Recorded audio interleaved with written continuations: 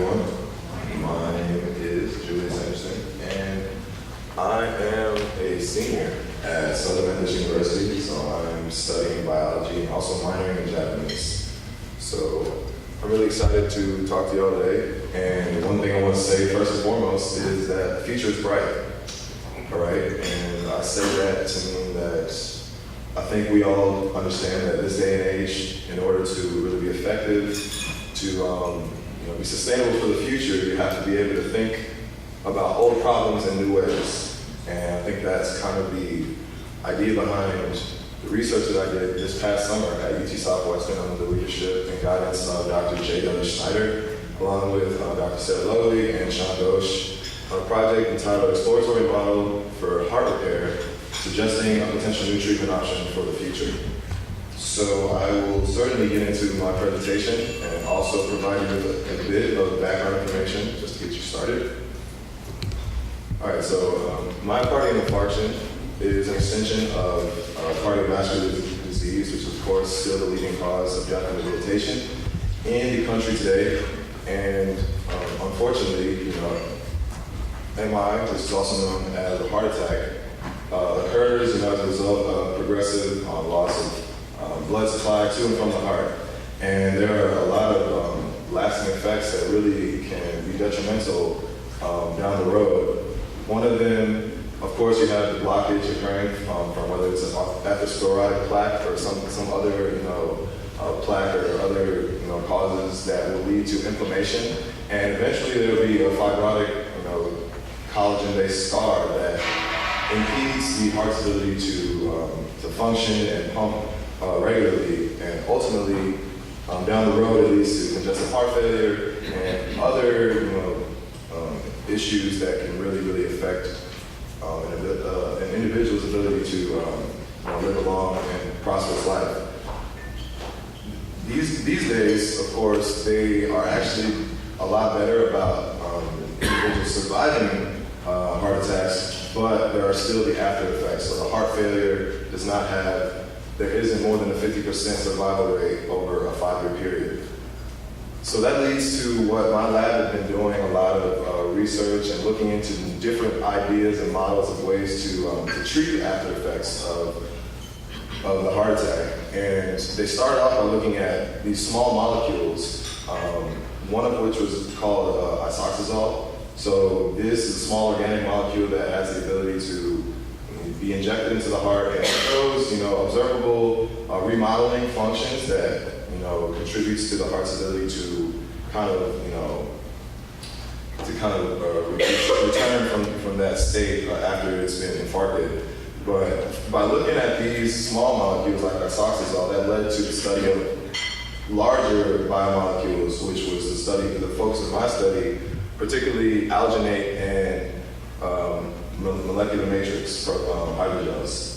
So essentially, there was a lab at UT Arlington that supplied myocardial matrix that was formed from pig extracellular matrix. So they were decellularized it, and they were able to inject it into an infarcted pig heart. And because of the similarities in terms of the tissue and the specificity, they saw that it was actually able to assist the heart in regaining some of that pumping function and some of the remodeling, some of the genes that were upregulated demonstrated the fact that they were related to the stress response and heart remodeling. So in essence, we have alginate and myocardial matrix. These are the two that were the basis of my study, and I'll get into a little bit more about that in just a sec. But essentially, in terms of looking at molecular strategies for heart repair, our lab is really concerned with the effects of microRNAs, regenerative genes. They really want to target specific stress responses that can give some sort of insight as to what is actually happening after the heart attack takes place, and how can the heart itself go in and make sure that it does not, or it can try to repair it a bit. So of course, there is the fibrosis and also the inflammation, but eventually the idea is that by focusing in on these specific target in this way, it can ultimately lead to the restorative, reparative function, and at least make the myocardium thicker and stronger and able to withstand some of those effects. So this is an image that describes the way that alginate is able to be combined with calcium ions, and it forms a hydrogel right here. And this hydrogel, well, let me back up first, because this algae is actually comes from brown seaweed. So it is essentially, it's a polymer that is, honestly, it's a very, very different type of scaffold compared to what's been used in the past. But essentially, you can form this hydrogel, you can inject it into the myocardium, and it stays there. It stays there, it doesn't move. It doesn't, do anything to rupture the function. And that's why it's so interesting, because not often do you find a polymer, a polysaccharide from anywhere that you can inject into functioning myocardium and you can see a result. So that's something that our lab was really, really interested in, and they had done a lot of research actually even prior to me coming into the lab. All right, so just going a little bit further about the myocardial regeneration, that's what it's being called. But essentially, alginate is considered to be biocompatible and biologically inert. But as it pertains to our study, there's still a lot that is unknown about how it actually influences the remodeling, and if there are any specific, stress response pathways that can help us deduce a little bit more about what's taking place. But one of the overarching themes that kind of drives this idea is related to Laplace's law of the heart. So essentially, by injecting the bead into the heart, it actually serves to help to reduce the wall stress by thickening the myocardium. So this will actually, and you can, there's the bead, and it's just been kind of amplified. But it's sitting right there in the heart, and the fact that it doesn't do anything to really destroy the muscle and things like that are really what was the driving force behind them feeling like this could be something to look a little bit further into. All right, so that will lead me to the design and this particular experiment, which is essentially we wanted to look at mice that were injected with alginate and the myocardial matrix from the pig heart, and really just kind of see and compare, see if there was any stress response pathways, anything that we could look at and be like, these are the processes that are taking place, essentially after a heart attack takes place. And also, again, to identify those genes. And our hypothesis was that important signaling markers, particularly arginase 1, which is a pro-wound healing marker, will be upregulated and show that, we thought that we would see this in both the alginate and the molecular matrix mice. All right, so for our experimental design, essentially, there were injections that took place on mice hearts, and observations were made at 3-hour, 24-hour, 7-day, and 9-week time points, just to follow the course of how the heart was responding, and just to know anything of particular significance. The part that I spent most of my time on in the lab was immunohistochemistry analysis. Again, our major target was arginase 1.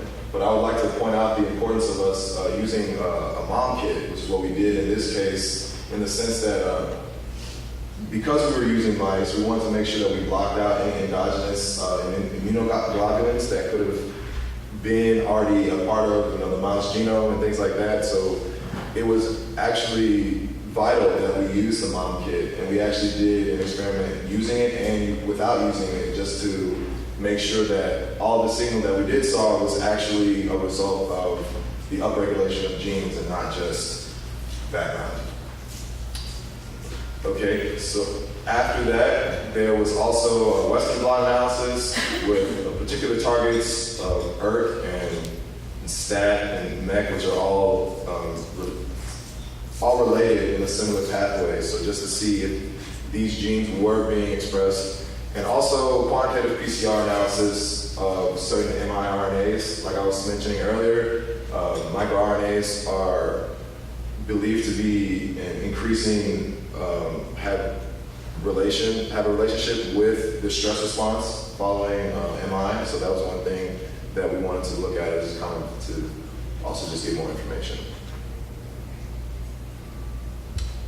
All right, so this figure shows the quantitative PCR analysis, and what I would like to point out is that in general, at the beginning stages, at the 24-hour time points, there are upregulations of particular genes that are specific for cardiac hypertrophy, and later also for fibrosis and cell differentiation. So what that meant to us was that even as early as 24 hours, injecting and this is for the alginate, okay, so injecting alginate into the heart will have these effects showing, these upregulation of these genes, which for us meant that, we were kind of on the right track in looking at, because originally they were saying, there's something that's taking place. There's some stress response, there's something that, injecting this beat into the heart, what's going on. So this is one thing that really kind of gave us some good results. And essentially, yeah, between 24 hours and 7 days, we saw upregulation, but also, particularly at the 24-hour, we saw a downregulation of miR-208B, which is a marker for, it helps to regulate the myosin heavy chain. So in seeing that, we were able to, well, we couldn't necessarily conclude, but one of our ideas was that, it's disrupting the myocardial pumping function that's after the injection. So we wanted to look a little bit further into that. That's why that might be taking place. All right, one of the other aspects of our experiment was to use a reporter DesNF LAC-Z mouse and inject the alginate and also the myocardial matrix just to see what the effects were. So we thought it was very interesting to note that there was localized expression in a region that was close to where the alginate was injected, which led us to believe that there is a local specific activity that's taking place, which is worth noting. Also, we saw that in the LAC-Z mice, overall the cell area did increase. So when I was mentioning earlier about how the hypertrophy and how it really just allows the myocardium to get thicker and things of that nature, this has kind of helped us to kind of support that idea, and we wanted to continue to develop more ideas about it. All right, so this is the arginase 1 expression that was conducted in our lab before I got there this past summer. And between this picture and the next slide, we just wanted to have that comparable data. For myself, I think they wanted me to help them, to kind of develop a baseline of which direction can we go next. So by seeing the expression, and here's the response of arginase 1 at the same time point, 24 hours, but it was just injected with myocardial matrix. So there's a data stain overlaid with the gene expression, but that allows us to see that there are living cells that are still in the heart following the MI, and that the upregulation of this gene suggests that they might be actually trying to heal themselves instead of feeling like, oh, these cells are just going to ultimately die, there's no way for them to regenerate or anything like that. So that was one thing that was a positive result.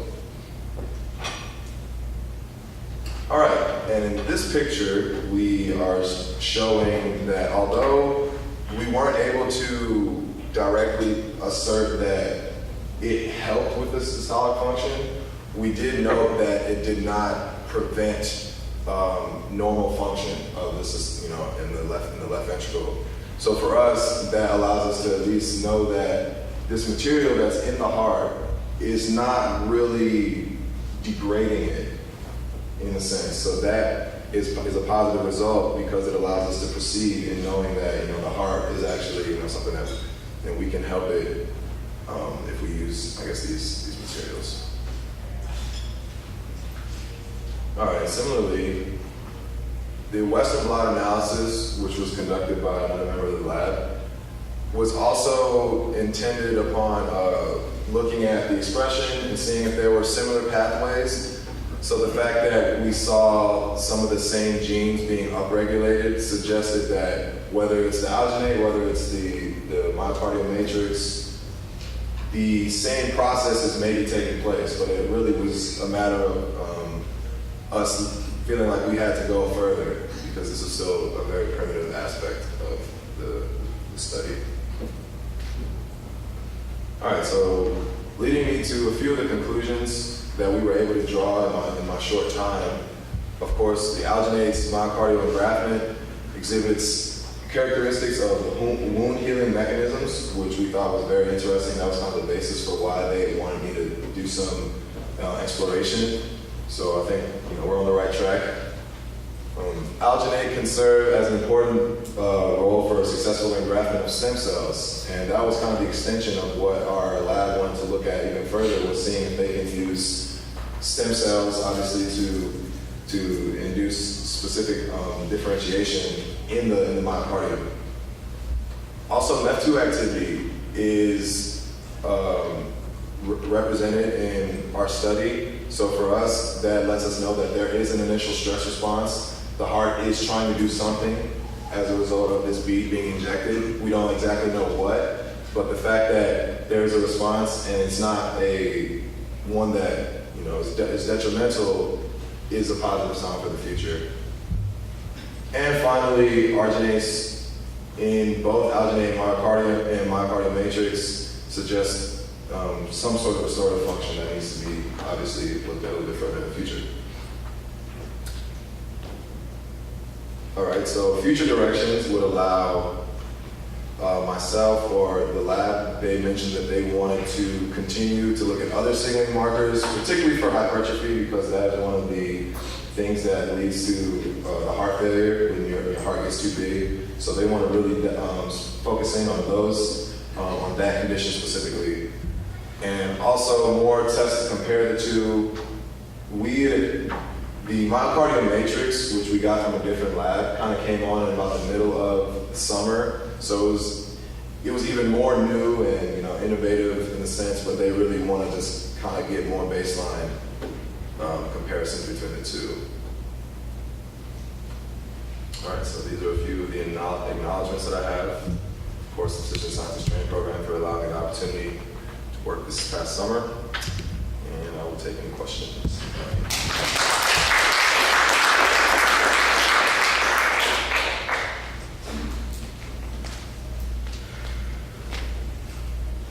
Yes, back. Did you guys see any differences in response based on the left ventricle versus the right ventricle of the heart in terms of hypertrophy? Right.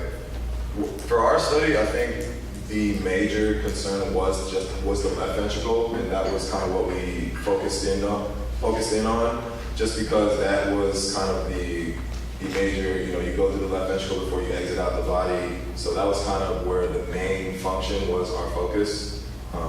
So we didn't really look at the right heart as much. Thank you. Yes, sir. Did you guys say you were able to see if this biopolymer, how long it would stay in the heart, and if it was degraded over?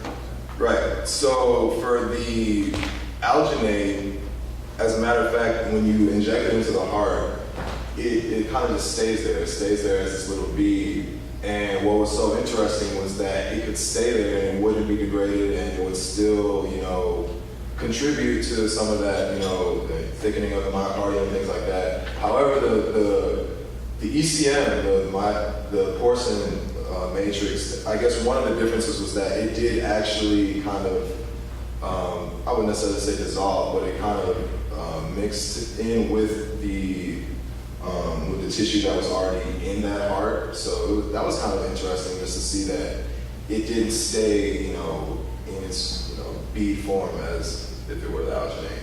So there's no degradation or recycling of those, the building blocks of that or that polymer into the art itself? For you guys looking at? Well, no. So, all of the experiments that we did, we just looked at it in its bead form, and we didn't see any type of degradation. Or anything like that. Yeah. Do you think, did you guys look at to see if it elicited any type of immune response to the art tissue?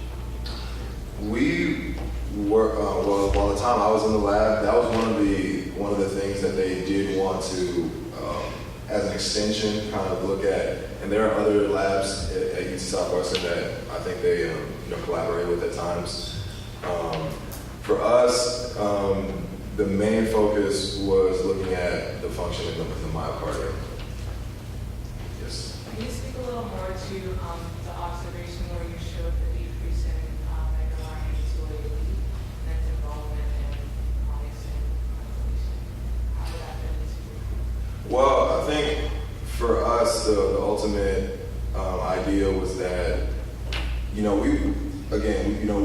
they don't know exactly what's taking place, but they're trying to look at specific target points where they can make some sort of, they can choose a direction to go one way or the other. And particularly with that mRNA, some of them, although we did see changes, they weren't big enough to be worth noting. So the mRNA expression didn't really factor in that much. But the fact that that one, which is specifically in the heart and contributes to that that pumping function, I think the fact that it was downregulated was just something that we thought was interesting, and we didn't go any more specific into it in terms of what is it doing, but we just kind of noted it. It's a two-part question. So you said that this gel doesn't necessarily get recycled. Is that correct? Yeah. So then, could this, in theory, lead to hypertrophy if it's just constantly in the heart and causing regeneration, growth, and whatnot? Well, that's actually what we thought was so interesting, is that initially there is the stress response, so the heart does get bigger, as according to the Laplace's law. So that wasn't something that was, alarming in that sense, but we thought that as a result of that, we also saw some of the differentiation, well, I shouldn't say that, but we saw some of the other effects that it was helping to with the remodeling and things like that, to suggest that it is actually it isn't hurting